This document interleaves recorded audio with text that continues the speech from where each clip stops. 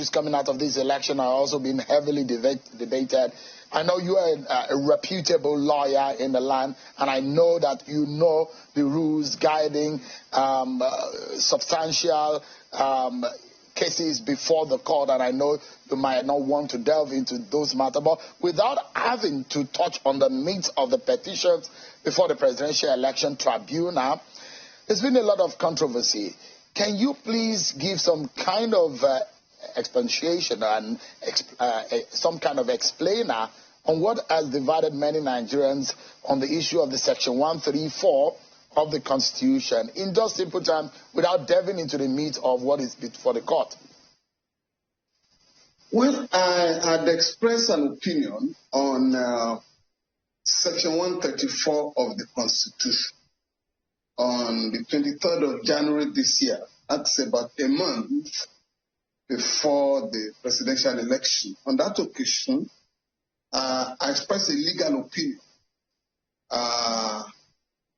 And that was why I was very hesitant to join the bandwagon when lawyers started giving political interpretation of that section. My position this year, in January this year, and I think it was my respected colleague Olisa Agbakova that expressed concern and drew the attention of the INEC to Section 134 of the Constitution, and that it might create some problem. And on that occasion, through your medium, I did state that there is no electoral college in Nigeria, and therefore, the votes cast, or recorded in any part of are equal.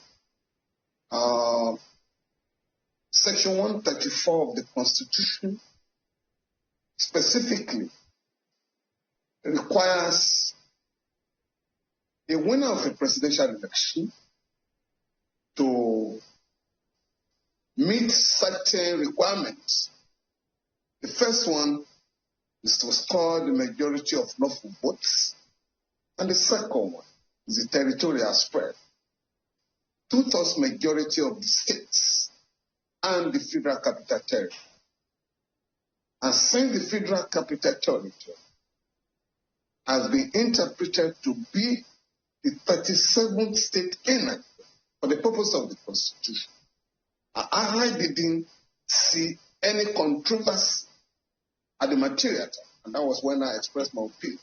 But now that it has become a serious legal issue, and the matter is now pending in court, I'm very, very reluctant to speak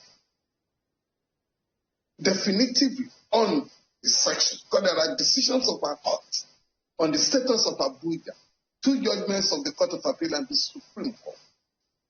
There is also the judgment of the Supreme Court on the quality of votes recorded in every state in the country. And so since these decisions are available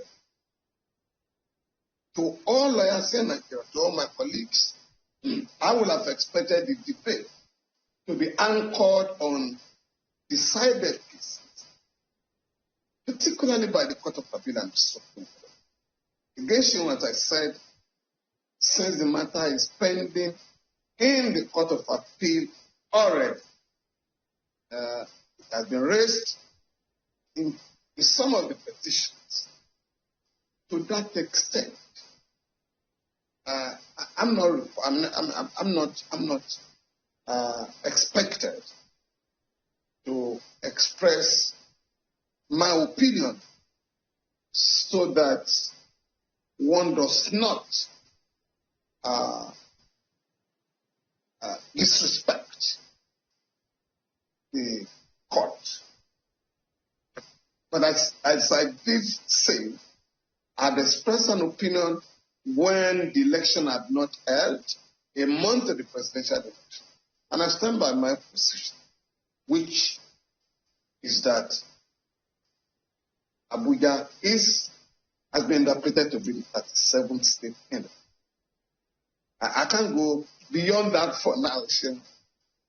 I know you can. For a lot of, it's been a lot of controversies and there's been a lot of division along party lines on the interpretation. Some who say, oh, it comes interpreted. Some say, no, it has been decided by our court. Of course, Section 134, for those who do not have their constitution very closely, let me state just concisely what the lawyer, Mr. Falana, just stated now.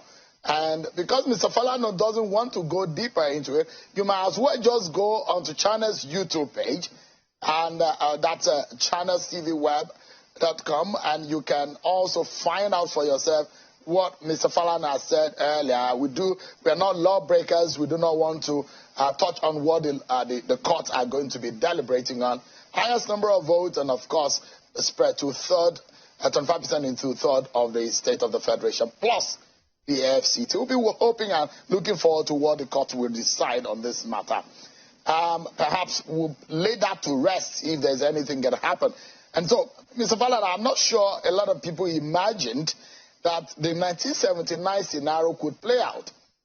For some people have said, this is looking like, it may not be exactly like this. Did you envision that this election might be, for example, we had perhaps the lowest percentage of votes that have been won by anybody that has been declared as president-elect in this country in this election? Did you ever thought that this election was going to turn out like